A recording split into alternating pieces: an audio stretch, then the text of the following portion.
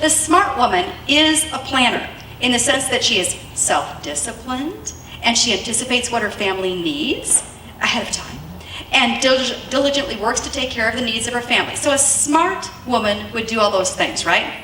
However, you knew there was a but coming, right? However, our study in James tonight reveals that we can go off course when we make plans without consulting God. We go off course when we are so, dare I say, arrogant to think that we are in control and don't really need God's guidance for our plans. Let's go back to our main text here, verses 13 through 16. Come now, you who say, today or tomorrow we will go into such and such a town and spend a year there and trade and make a profit, yet you do not know what tomorrow will bring. What is your life? For you are a mist that appears for a little time and then vanishes. Instead, you ought to say, if the Lord wills, we will live and do this or that. As it is, you boast in your arrogance, and all such boasting is evil. By the way, looking at verse 16 there, that all such boasting in our plans is evil, I looked up the original meaning of this particular choice of the word evil. There are different versions of the word evil in the Bible, but this particular word evil, when it's translated, means diseased, harmful, and calamitous. So when you take pride in all your amazing plans, God says the end result is calamity, harm, disease, evil. That's not good. I'm just going to say that's probably not good, right? When we come up with our own amazing plans, tongue-in-cheek, sarcastic, we often grow super frustrated, right? And exhausted and disillusioned when they don't seem to work because they're not God's plan. And we're like trying to fit the square peg into the round hole, and it's not working, and I'm getting frustrated. So let's get to what a brilliant woman does. Not just the smart woman, but the brilliant woman. The brilliant woman doesn't rely on her own wisdom to make plans.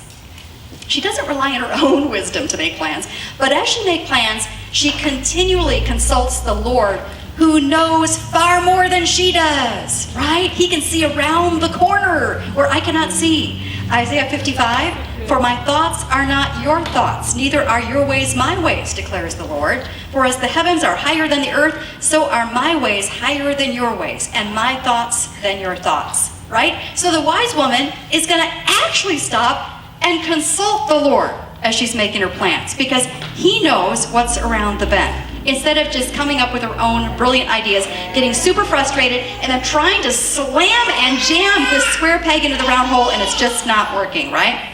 Anyway, that's a little aside. Okay, next. The brilliant woman is not an excessive planner who carefully scripts her life because she is deluding herself when she thinks she has any real control, right? How arrogant is that? None of us even know if we'll be alive tomorrow. I mean, really, do we even know that, right? So the brilliant woman is not an excessive planner who's carefully scripting every part of her life, because that's really a delusion that you're in control. That's why Jesus advises us to avoid thinking and worrying too much ahead. In Matthew 6, starting in verse 33, Jesus is talking to his followers about their continued worrying about food and clothes and provision and all the things that they're spinning around thinking about. And he concluded with these words, but seek first the kingdom of God and his righteousness, and all these things will be added to you. Therefore, do not be anxious about tomorrow, for tomorrow will be anxious for itself. Sufficient for the day is its own trouble. In other words, seek the Lord, obey the Lord, and just stop worrying about tomorrow. Wouldn't that be a good motto to live by, you know? Just seek the Lord, trust the Lord, obey the Lord, and just stop worrying about tomorrow. Also, the brilliant woman is not an excessive planner or excessive controller. I know, all you control freaks in here are like, stop talking about me. I know. The brilliant woman is not an excessive planner or an excessive controller, because that leaves God very little wiggle room to do the things that he knows are best for her and her loved ones. What if we were to, here are a couple of thoughts. What if we were to leave even 15 minutes of like unscripted time in your day where it's not like allocated and you're not like just, surfing the net or something. You're actually like, Lord, anything you want to say, anything you want me to do, just open my eyes. I'm just going to spend like 15 minutes and say, I'm yours. You want to direct my thoughts? Do you want me to go across the street to say hi to my neighbor? What do you want me to do here in this 15 minutes? I bet you that'd be life-changing if we just did that little thing, like 15 minutes. Lord, just going to pause. This moment is not scripted. This moment is not brought to you by Insanity on Steroids. This moment is for you. Anything you have in mind? I mean, I bet you we'd be stunned because he would give us a notion to go talk to our child that just came home after school, and they seemed a little bit down now that I think about it, and maybe, what happened at school today? I mean, maybe we'd have a whole conversation that we would have bypassed if we had our to-do list, like I gotta get the macaroni and cheese started, and I gotta get the laundry going, and you know what I mean? Just 15 minutes, it's just a thought. How about this challenge? What if before you start your to-do list, how many of you do a to-do list? At work, at home? Wow, I'm surprised that not all of you, because are some of you lying? just checking, some of you lying. No.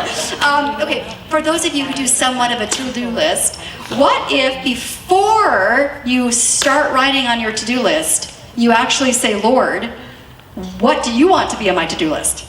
I know this is all rocket science stuff, isn't this? But I bet you there'd be some things on there if we actually stopped and consulted him that we had not thought about putting on our to-do list for the day. Here's one more challenge. Are you willing to hold your to-do list and daily plans with an open hand so that God can change that at any moment?